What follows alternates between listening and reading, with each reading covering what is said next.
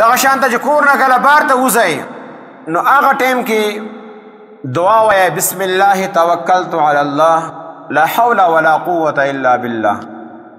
ځکه نبی علیه السلام فرمایي چې کله یو سړی د کور نه وځي او دا دعا وویله بسم الله توکلت علی الله لا حول ولا قوة الا بالله، آسان الفاظ دي او د دې دومره لوی برکات دي چې دته دغه ټیم کې وویلی شي هدیته تا ته هدایت میلاو شو، ته به ګمراه کېږي نه، لار به درنه هم نه خطا کېږي، ګمراه کېږي به هم نه.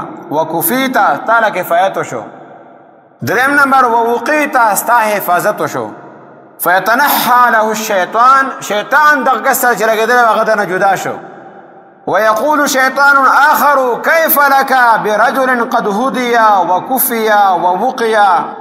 نو په دغه ټیم کې دا شیطان بیا د بل شیطان ته وایي چې تا به هغه کس سره څه وکړي چې هغه ته هدایت هم میلاو شوی دی، د هغې حفاظت هم شوی دی، هغه کفایت هم شوی دی.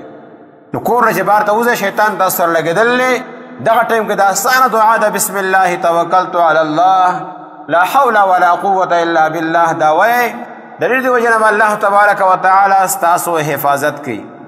او ډېر داسې واقعات شوي دي چې د کور نه وتو ټیم کې دا دعا ماشومانو ویلې ده، لارې کې په خلقو کوشش کړی دی چې دوله وتښتي اغوایې کړي، لیکن د دې دعا د برکته هغه الله تبارک وتعالی بچ کړي دي. نو دا دعا ویل پکار دي. دغه شانته چې کور کې کله دننه داخلېږي نو نبی علیه السلام د هغې دعا مونږ ته ښودلې ده اللهم انی اسألک خیر المولج وخیر المخرج بسم الله ولجنا وبسم الله خرجنا وعلى الله ربنا توکلنا. دا د کور ته داخلېدو دعا ده چې دې ټیم کې تا نه هم شیطانت نه به ته حفاظت کې راشي. جماعت ته داخلېږي نبی علیه السلام فرمایي دا دعا وایي اعوذ بالله العظیم وبوجهه الکریم وسلطانه القدیم من الشیطان الرجیم. کله چې دا وایي نبی کریم صلی الله علیه وسلم فرمایي قال الشیطان حفظ مني سائر اليوم. دا شیطان بیا دې ټیم کې وایي چې دته اوس تمام ورځ ما نه حفاظت میلاو شو کله چې دا دعا وویله اعوذ بالله العظیم وبوجهه الكريم وسلطانه القديم من الشيطان الرجيم. آسان الفاظ دي دا سړی ځان له یاد کړي، دا ټول د حفاظت لپاره دي. څنګه چې موږ د دنیا د دشمنانو نه حفاظت ځان له طریقې اختیارو، د دې دشمن نه حفاظت لپاره دا طریقې اختیارول دا پکار دي.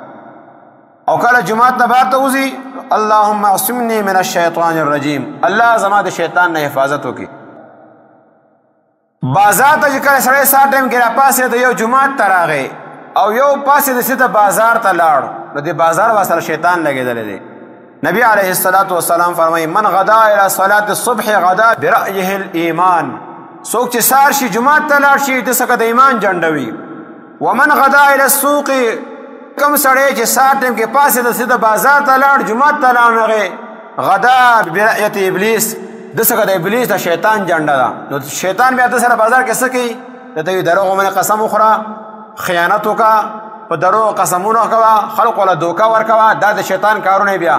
نو د دې د وجې نه د شیطان نه پناه غوښتلو لپاره سهار لمونځ پابندي کوئ، جومات ته راځئ، پسته بازار ته ځئ.